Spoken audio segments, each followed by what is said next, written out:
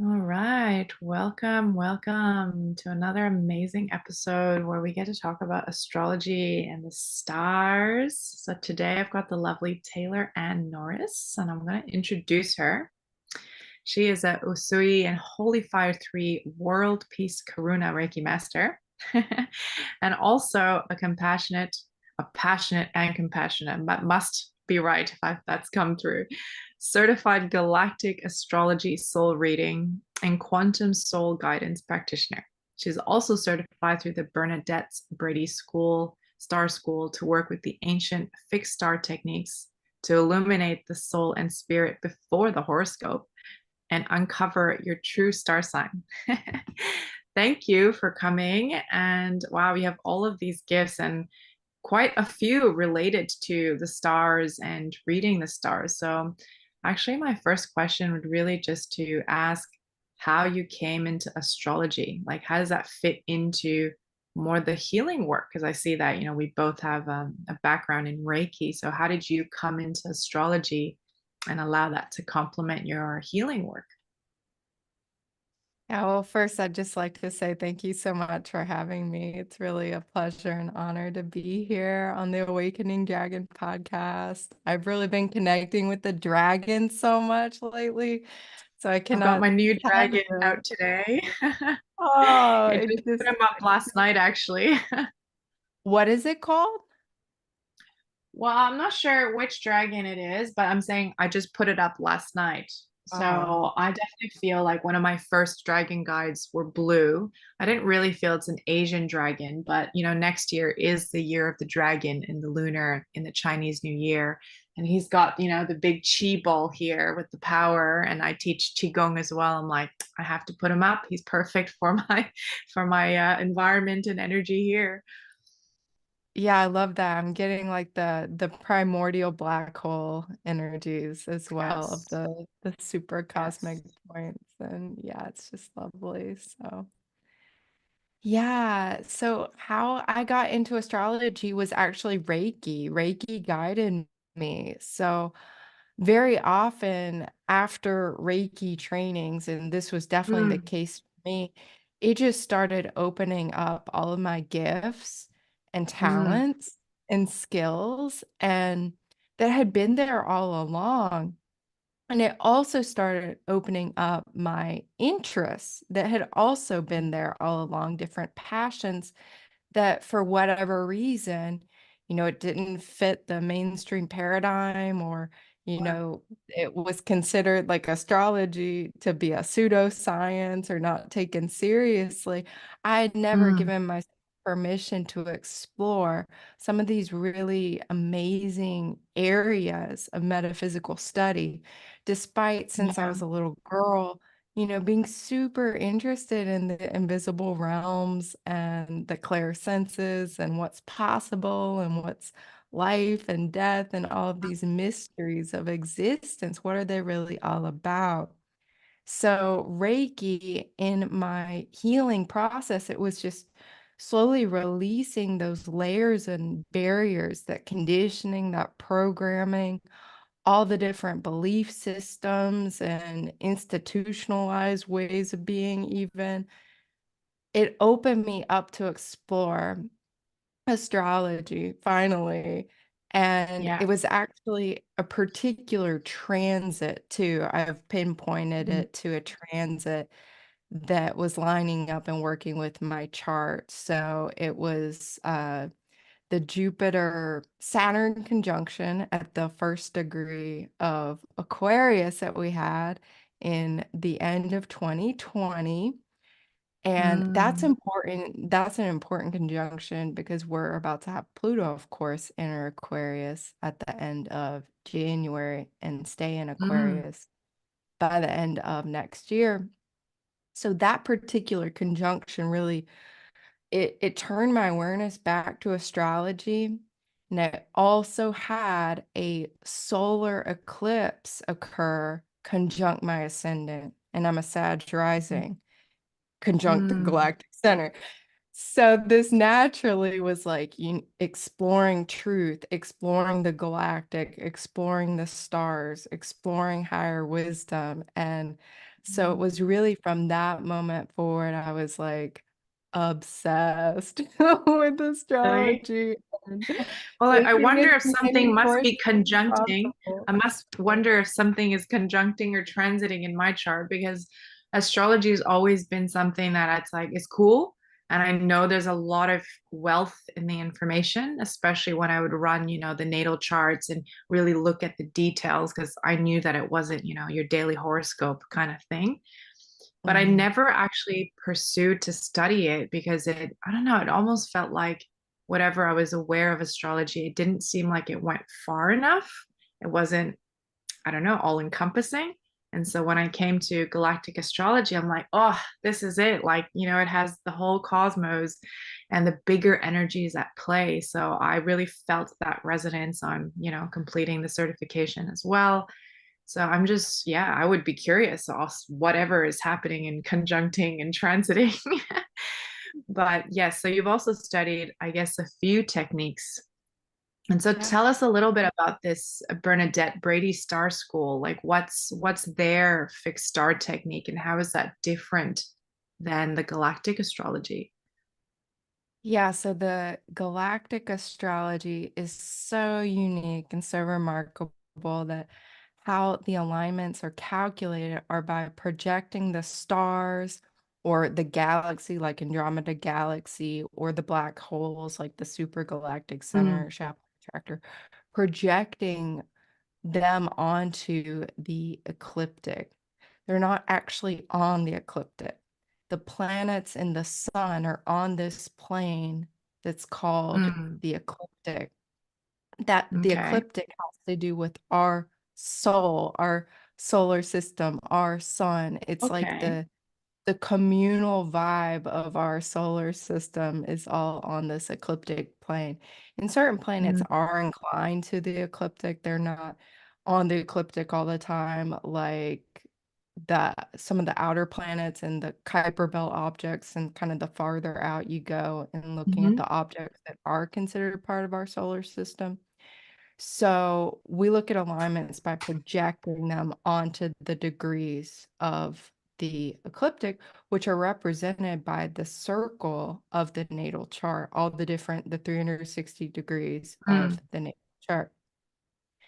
And that's so awesome. And in the Galactic Astrology School with Julia Balaz, we don't just, calculate fixed star alignments and see what's going on. We're also using our intuitions, other healing absolutely. modalities we're attuned to. We're looking in the soul records in a variety of ways. So it's by no means limited to just, what alignments you have. And what I Yeah. find too is when someone has a lot of galactic supra points, the cosmic points, the black holes, it's like, there can be so much more information that needs to come through intuitively to get a better idea of what they've been up to. Yeah, I know. I could just get all these goosebumps in my body when you're talking about it. Yeah. Yeah, so that method of calculating, projecting the stars onto the ecliptic has been passed down to us from the ancient Greeks. Mm, And what I learned in Bernadette Brady's Star School is the way that astrologers and astronomers, which were much more interconnected, kind of the further back mm, in history you go from a linear perspective, is that the way the ancient Egyptians were actually looking at the stars and connecting with them, they were not projecting them on the ecliptic. They were actually using the whole sky. When we use the mm, ecliptic, we're just using the east and the west sky of like where the sun is rising and setting. And so this ancient Egyptian way is looking at the whole sky was planet Venus rising along that ecliptical path when a star was setting or culminating in a different part of the sky. So it looks at, again, the whole sky. It's this more ancient way, and it gives more clues and insights about other star connections that might be there Oh, that dear. might not show up. I know, right? There's more Mm, information. And it also, as far as the true star sign goes, is everybody knows, well, not everybody, but many people know their sun sign, mhm. based on their date of birth. Like, I'm born at the end of July, I'm a Leo Sure. sun. And that is not really a star sign because it's the star is the sun, right? Everybody Mm, has a sun sign. It's just the one star. one son. Right. Yeah, one star. We love it. The sun. It's wonderful. And this ancient Egyptian way is looking at the heliacal rising star, which is not the Mm, sun. That really mm, can be looked at as your star sign. It's a different mm. star based on the location you were born on the planet, the time of year, the exact moment of birth, all of Yeah. that information. You have a heliacal rising star. And so, with that information, you could build upon that. I'm a sun in Leo, and my heliacal rising star is Sirius A. So, Sirius A Mm. is, my star sign in addition to that sun Literally, sign. it's your You know star what I'm sign. saying? Yeah, Yes, yeah, totally. yes, Oh, I'm yeah. so excited. I don't know what my star sign is, so I can see how it's just depths and depths. Like I can just see us like literally going down a step, like going down to more information really deep in that soul level. And I guess, because you've taken the galactic astrology and then just added a whole, another layer, another way of looking at it, it's proving or supporting that point I'm making, which is there's so many maps to look at ourselves and the world. Mm. We've got to just go with the ones that resonate. And then when we're ready to deepen or to go into the next level of it, we do that. And so, would knowing our heliacal star, would that again just shine a different dimension on all the things we may already know about our chart? Or does that change it? Like, what does knowing about the heliacal star help us to understand ourselves? I think it's another dimension of knowing oneself. And to me, it feels like an embodied energy. It feels like an Mm, even more embodied energy. I know after learning what my star sign was, it was like that just felt so magical and intimate and like this sense of home and belongingness and really getting curious about, for me it is Sirius A. mm, So I was just so interested in learning what I could about Sirius star system and like those mm, guides, those beings and that consciousness and it really started opening up memories and gifts and a greater sense of awareness of my life and everything that's happened and then also kind of hinting at the promise of my life and why mm. things have unfolded a certain way, why certain lessons. Yeah. It was kind of like a unifying principle in a way, Ah, learning yeah, my rising and my setting star because you can get like information overload, and then when I would just bring myself back into the energy and frequency and kind of the mission of yeah, my heliacal rising, heliacal setting, I'm like, okay, well, yeah, that's what I signed up for. And I could just, it's yeah, kind of yeah, like a yeah. centering, it's so resonant and clear. And yeah, it can be very, very centering too. I love Yeah. it. Well, I think that's definitely resonant with what I was saying earlier, when we spoke and we're discussing what we would talk about. It's like, how do we embody this energy, right? It's like literally, what are the stars? What are they actually telling us about ourselves? And how do we bring that energy into an expression? So, 100%, I love the embodiment. So, I know that you've run the chart. I know that you've probably put a few of them side by side to see what they say, but I would love to start with, yes, tell us about this Heliacal star. What is my star sign? And what does that say Okay. about me? All Do you need to right. screen So, share? yeah, I will Yeah, screen I share so think you that should be able those to. those who So we will watch. have this on video for those that are listening on Spotify or wherever. The video is available and is also on YouTube, but we'll also talk to it in case people don't have a screen.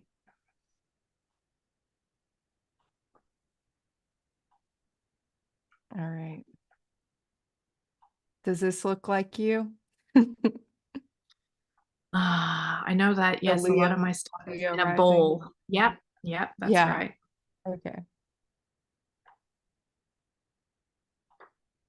So Right. what does this So I've got, say?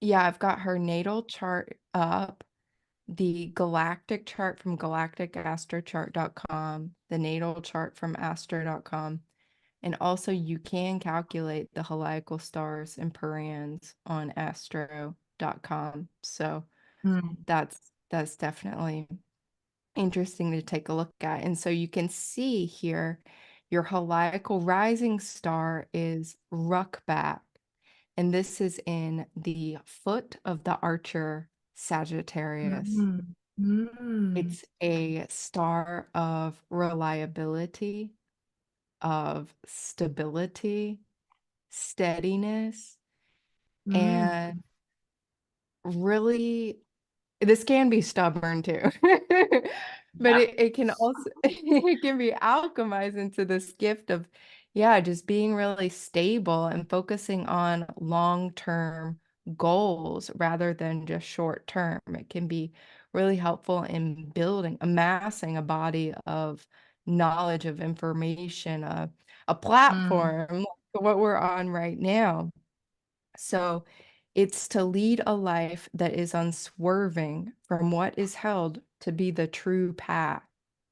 So you're mm, entirely committed to living that true path. And that can be where that stubbornness, a lower expression would be stubborn, but it's like really, really steadfast on mm, whatever your true north, your intentions are for this mm. lifetime. Yeah. And so these So two stars, like they wouldn't show up on this galactic reading of the stars, would it? I mean, I'm just having a broad look, but I don't think I see them.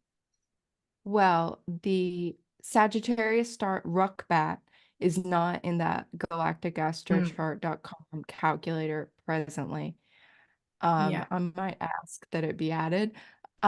And what I will add though is your heliacal setting star. So this was the rising star is what star was rising on the day you were born, either Yes. right before the sun or like with the sun. And this was Ruckbat. The heliacal Mm, setting star is the star that was setting on the day of your birth when the sun was rising.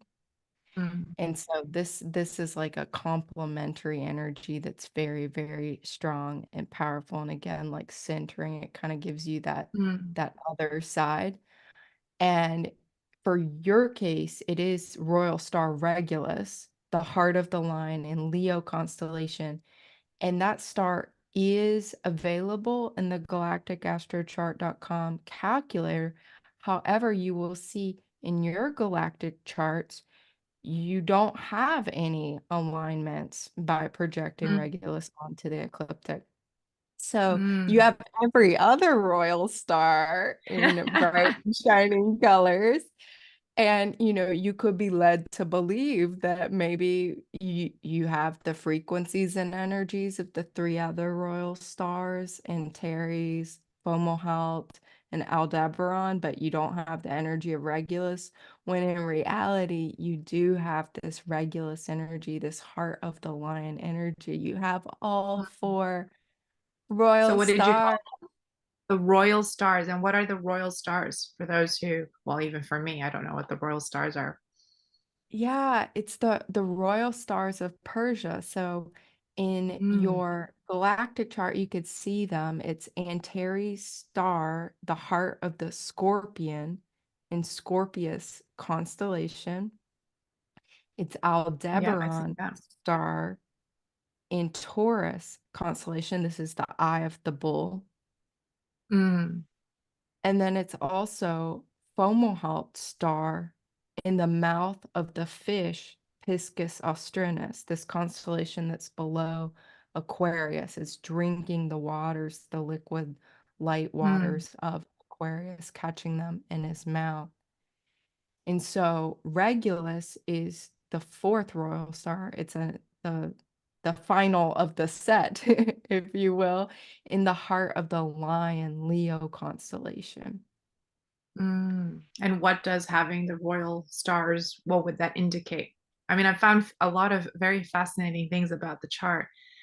I think the last beautiful guest I had was talking about my grand fire trine and how I have Mhm. all the fire signs. So now you're talking about the full set of the royal stars. So what is that? What does that ordinarily indicate when you have all of the royal stars?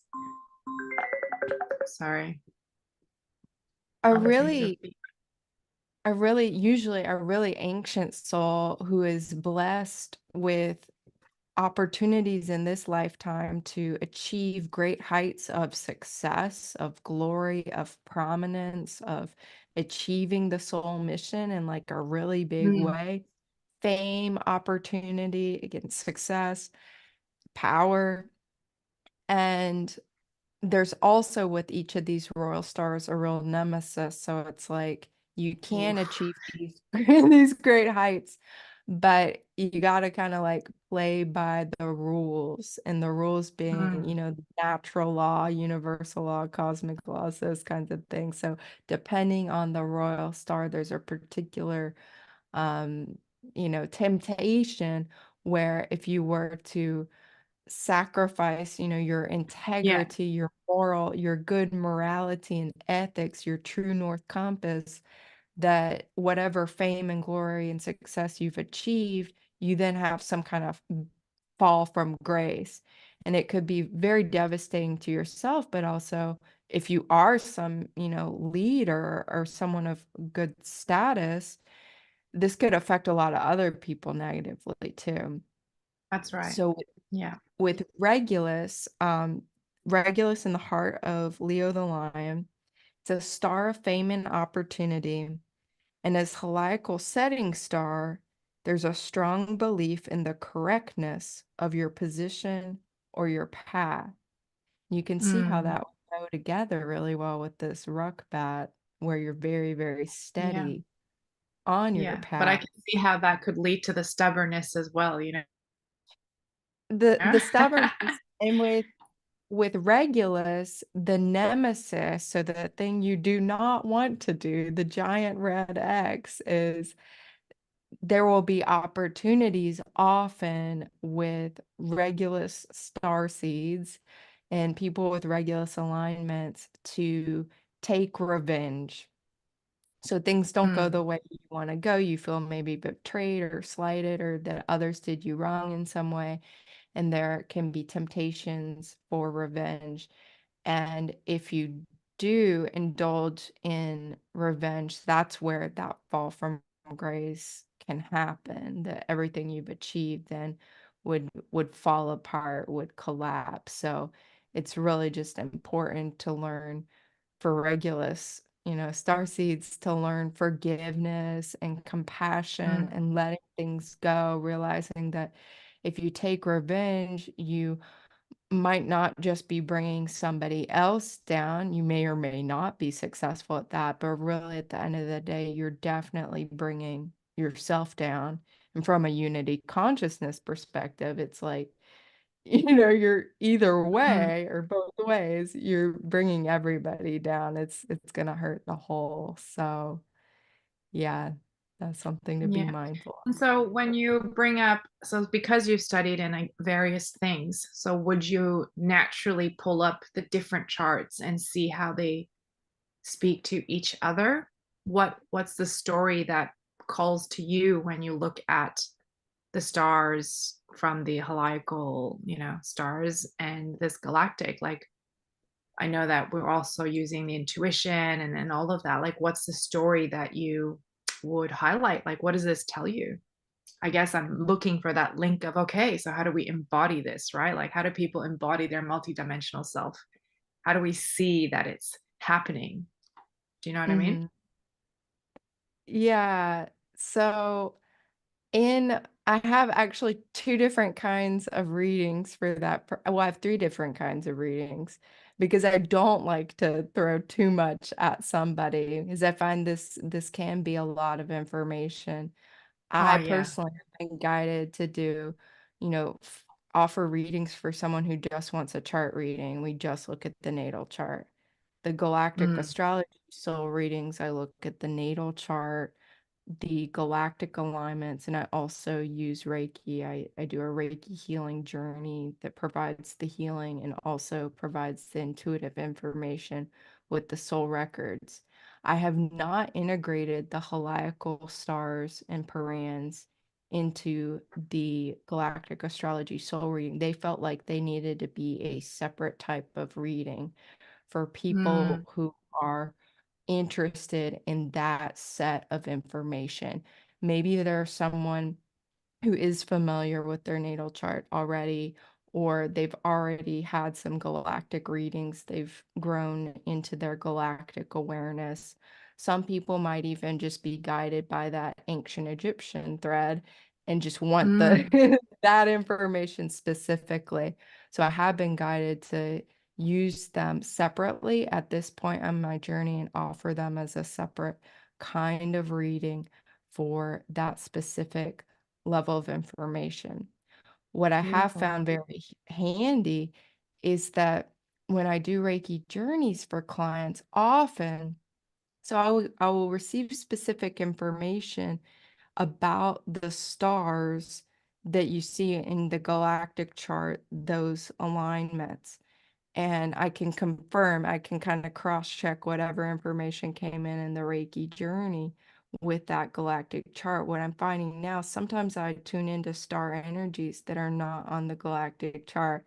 That's why I was so excited to learn about this other method where I can look at also the heliacal stars and Purans and be like, "Oh, that's what I was tuning into on that journey. I wasn't making up that." For the case of you, for example, that she has a Regulus soul connection that's actually in the other Mm, chart that, we could then get into in another reading. But I say with all of this, it's really take it at your own pace. And, yeah. like I have some clients where they want additional readings quickly and they're really hungry for the information, have a lot of space to receive the information. With other people, they might be satisfied with just one reading and maybe come back a year later after they've integrated. So I believe everybody is very different with the integration. But this Yes. is where I really see Reiki helping with the embodiment and the integration, and that's why I I often, I integrate the 2 as much as I can, the astrology Yeah. with the Reiki. Yeah. Yeah, it makes sense. I've definitely come onto this path through the dragons. The dragons have led me here, my dragons, but also pointing towards different other practitioners who are, in the cosmic worlds. And lots of star information has come in. And in that unfolding or that integration of, who and what, is Katara, I think it's fascinating is there's a lot of pieces that point to the star energies coming in and my role in bringing them in as well, through my voice or light language or whatever activations. It feels like it must be my interest to understand the particular star energies because it feels like I can connect to them and yank them down and, transmit the frequency. But I think my lower mind, not that it's bad in any way, is wanting to understand. It's like, oh, like, what is that energy, of Sirius? Is that Sirius that I'm bringing through? What is, the Palladian, blah, blah, blah. So there's a lot in me that feels, yeah, I can do it. And I know that the information has its integrity, right? Because it's beyond self. Like I can't even control the sounds or vibrations, but there's definitely the level of the mind that's like, yeah, but what is it? Like how can I pin it to some map so I can help people understand, why that energy is coming through and why, like as you say, to combine the things so that they can actually integrate and embody those energies. And that's the practicality, what you just named too, because I continue to be so blown away with how intuitive and psychic and gifted, and how many people are coming to me where they've already had different impressions, they've had visions, they've had sensations, they've had knowingness, they've had different gifts and talents coming in, to varying degrees. And to have a reading and be so validated and to That's be right. able to get more specific. Oh, the reason you're channeling so much is because look at all these, for you, for example, look at all these alignments to the super cosmic points. And that sometimes, yeah, you don't know where it's coming from because it's coming through these big black holes where it could be coming from anywhere, outside of the Milky Way galaxy, outside Mm, of, our local Laniakea supercluster, our local galactic area, could be coming from different universes. So to be able to mm, validate people like that and to have them trust their intuition more, I think that is what the a big function and utility of these type of readings can provide, because then with that awareness of greater clarity about why they're having certain kinds of impressions and mm, visions and dreams and knowingnesses, then they can apply and learn to trust their intuition in their daily life with anything, not just yeah. you know, what star energy is coming through me, but like I kind of have a weird feeling about going to the farmer's market right now, so I'm just gonna wait an Hmm. hour and then later or whatever it may be. I'm having a strange feeling about this relationship or this energy exchange. It's not off. Mm, They can learn to trust themselves more. That's what I feel like is so ultimately can help with that embodiment factor is that mm, trust, that self-trust. Yeah, and yeah. So you validation. mentioned some black holes in the chart. So what's considered a black hole? I'm not as familiar with them. So when you look at a chart, is it certain star systems? Like which energies are considered black holes? Yeah, so in the galacticastrochart.com chart, you will get a notification that it's a black hole because it'll say galactic next to it. Mm, And on this chart, right. it's like that color of that almost like a deep Purple. purple violet color. Yep. So it says Mm, galactic, and then it'll say conjunct or opposite which black hole and mm, how tight an orbit is, so how exact the conjunction or opposition is. These black mm, holes that we look at so far, that's not to say there aren't others, is the galactic center. This is at the center of the Milky Way galaxy. Beautiful mhm, energy. There's the supergalactic center, which is this even more supermassive black hole around which the Milky Way galaxy and 30 or more other galaxies are orbiting. And with these black mm, holes, they are the source of the local area as well as they're drawing it all back in. So it's like they're the mm, creator, they're the destroyer, and they're the organizer too, because mm, they're creating that stability around which all those different star systems can orbit.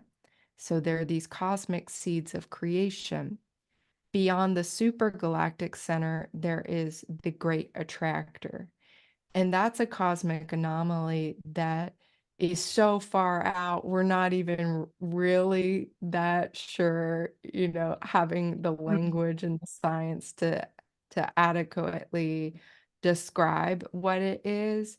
but it could be a series of black holes, it could be something else, but Mm, it's an organizing principle of an even larger area of space that's called Laniakea, which comes from a Hawaiian word that means mm. immense, immeasurable heaven. Oh, It's so beautiful, the great attractor. Beyond the great attractor is Shapley attractor, and this would be like a similar source energy for an even more vast part of the universe, mm, containing Laniakea, but even more galactic superclusters. And again, we're not really even sure what it is. It's massive and it's extremely powerful. And you can see in your chart you have alignments to Shapley attractor and the great attractor and the supergalactic center. So yes, three I out of see four. that. So, look, I'm sure that our listeners are going to be running some charts, and we'll give the links Yeah. on, where they can run their free charts. So, what to say to people when they run their chart that may not have as many alignments? Like, obviously, this is not true that, we don't then have access to intuition, or like, obviously, that's not true. But what does that kind of say about the soul journey if we can generalize? If people run their charts and they don't have as many of these kind of points, what does that tell us about their soul journey?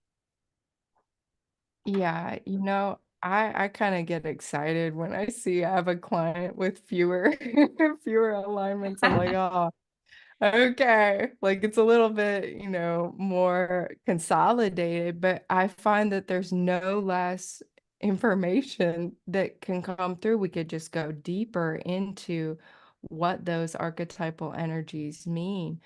The what I don't know that I could generalize to um what's coming through right now is that this could be a soul that's had a lot of incarnational focus or soul imprint focus on the earth specifically. And they're Mm, bringing very concentrated infusions of whichever seemingly few star alignments they may have. They're just bringing a lot of those alignments through.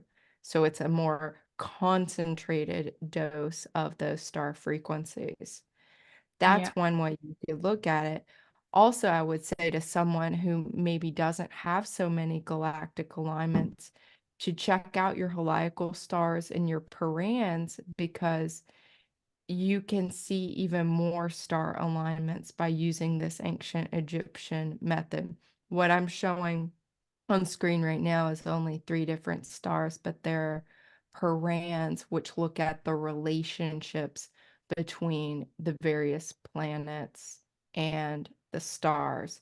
So you might find that you have a lot of stars that are coming through the whole sky versus just the ecliptic.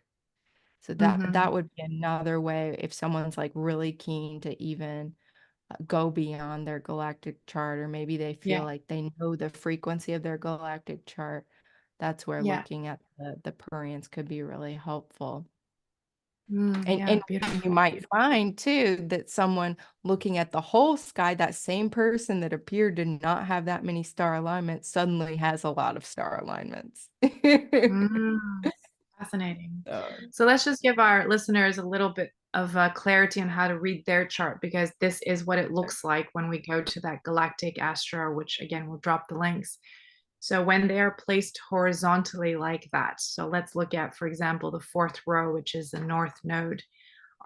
Is the chart suggesting that that north node has all of those star alignments to it as well? Is that why they're placed horizontally like that? exactly. Yeah, you see on the left-hand side the North Node. You see what sign it's in. And That's for right. you, it's Gemini, 9 degrees, 1 minute of Gemini in the 11th house.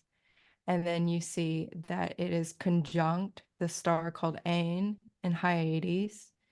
And you see that it's a pretty tight orb. That second set of parentheses that says Hmm. 0.46 shows how close it is. If it was 0.00, it would be Yeah, that's exact, like but 0.46, that's very pretty close. Any close.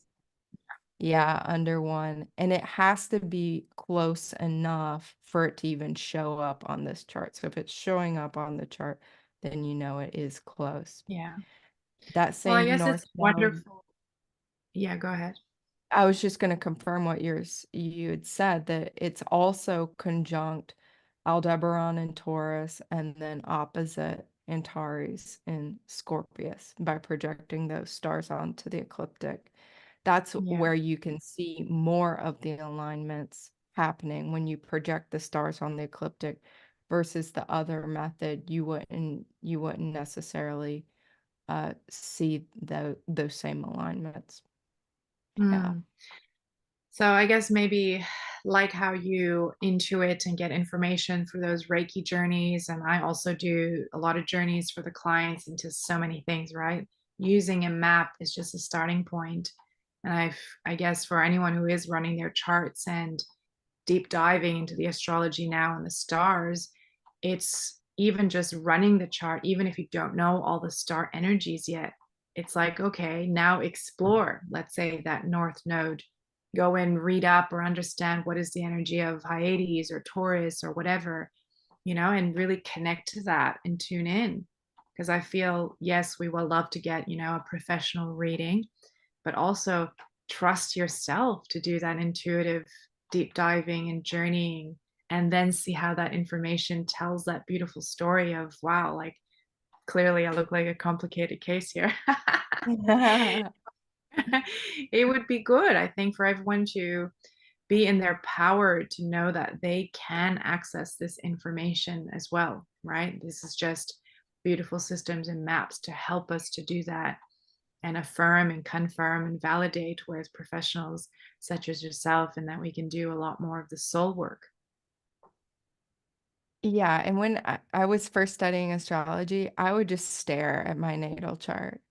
I would just stare Mm, at it. As I was learning about what the different planets and the signs and everything, the houses, all of that, like you can it is a psychic there's a psychic transmission or transference of there it is. information, even if you're not understanding it. Don't be afraid to just really look at your chart, and you don't have to know everything it means. And then it can start communicating with you. Mm, And I love also what you were saying with, seeing that the North Node is conjunct this Hyades star. You could simply, in your meditation, your shamanic journey, Reiki journey, and so on, ask to connect with I always ask for the enlightened expressions of the mm, Hyades energies, or the enlightened guides and beings in the divine intelligence of, Aldebaran star and Taurus, whatever energy I'm wanting to connect with, and then be open to whatever information is received. And you can even do some automatic writing, some yes, journaling, absolutely. channeling, yeah, about what's coming through. Yeah. Mm. So what would you like to share with the listeners, or where to start if people are interested in their astrology maps and deeper meanings? I think since you've been there yourself and know that it was a certain, transit or time that you fell into it, what do you advise, or what would you like to share with the listeners who are beginning or deepening their journey with understanding their soul and spirit selves? Follow your curiosity. That's what I did. I just followed my curiosity wherever, and it was so thirsty and hungry and compelling. It just wanted so much information. And the information I was interacting with was bringing so much joy and connections, and I just felt very much guided by my joy and my curiosity and my heart, and to follow.